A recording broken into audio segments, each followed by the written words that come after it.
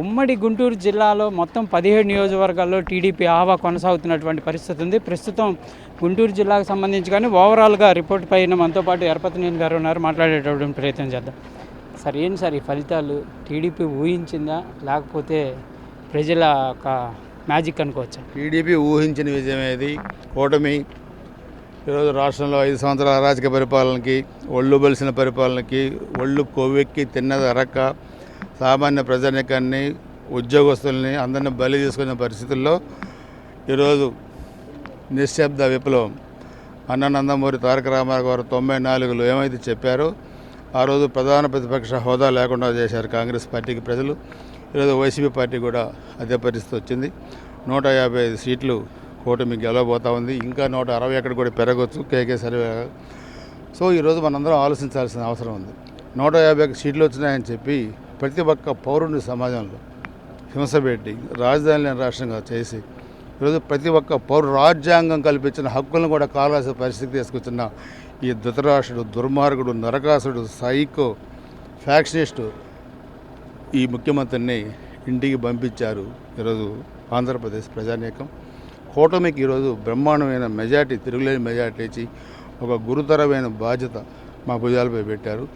So ఈరోజు 14 లక్షల కోట్ల అప్పు చేసిన ఈ ధృతరాష్ట్ర ముఖ్యమంత్రి 20 సంవత్సరాలు ఎన్నికినట్టబడింది ఆంధ్రప్రదేశ్ రాష్ట్రం అభివృద్ధిలో. రాజధాని లేని రాష్ట్రం ఈరోజు బయటకు పోయి మీరు రాజధాని ఏంటంటే చెప్పలేని పరిస్థితి ఆంధ్రప్రదేశ్ ప్రజానీకం ఉంది. సో అందుకని ఈరోజు ఈ విజయాన్ని చూసి మేము ఉప్పొంగిపోవట్ల, మా భుజాలపై బాధ్యత పెరిగిందనుకుంటున్నాం. తప్పకుండా ఈరోజు ఉద్యోగస్తులు 19లో ఆ వ్యక్తిని నమ్మి గుడ్డిగా ఓటేశారు. అందరినీ నమ్మిన ప్రతి ఒక్కరిని గొంతు కోసాడు. సో ఈరోజు అందరి సంక్షేమాన్ని దృష్టిలో పెట్టుకొని మేము పనిచేయాల్సిన అవసరం ఉంది. అందుకని మేమందరం, నేను చాలాసార్లు చెప్పాను, ఈరోజు నీ కేసులు భయపడించి ప్రజలు మాట్లాడలేకపోవచ్చు.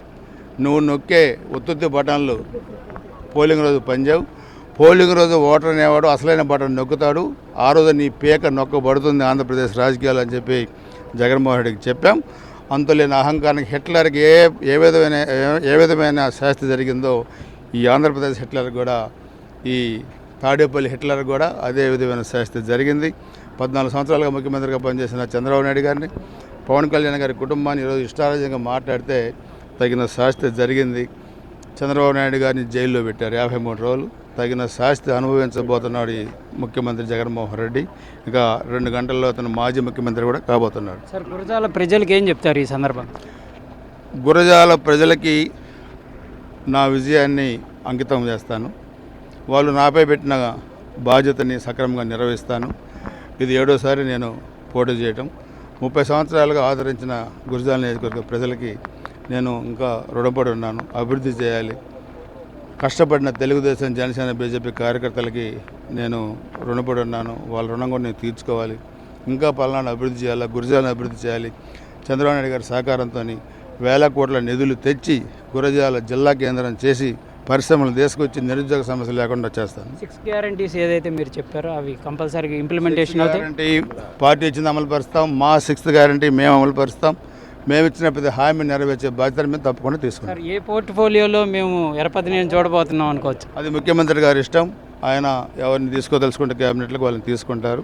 ఆయన మాట ఎప్పుడు తోచారని తప్పలేదు. ఆయన అడుగుజాడలోనే నడుస్తాను.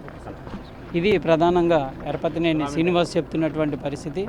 ప్రజలు ప్రభుత్వం మీద ఉన్నటువంటి వ్యతిరేకతని క్లియర్గా వ్యక్తపరిచినటువంటి పరిస్థితి ఉందనే విధంగా చెప్తున్నారు. దాంతోపాటు గురజాల ప్రజలకి తాను ఇచ్చినటువంటి హామీలన్నీ కూడా నెరవేరుస్తాననే విధంగా కూడా ఎరపతినేని శ్రీనివాస్ చెప్తున్నటువంటి పరిస్థితి ఉంది. కెమెరామెన్ సిద్ధుతో సాయి శంకర్, నసరాపేట కౌంటింగ్ సెంటర్ నుంచి.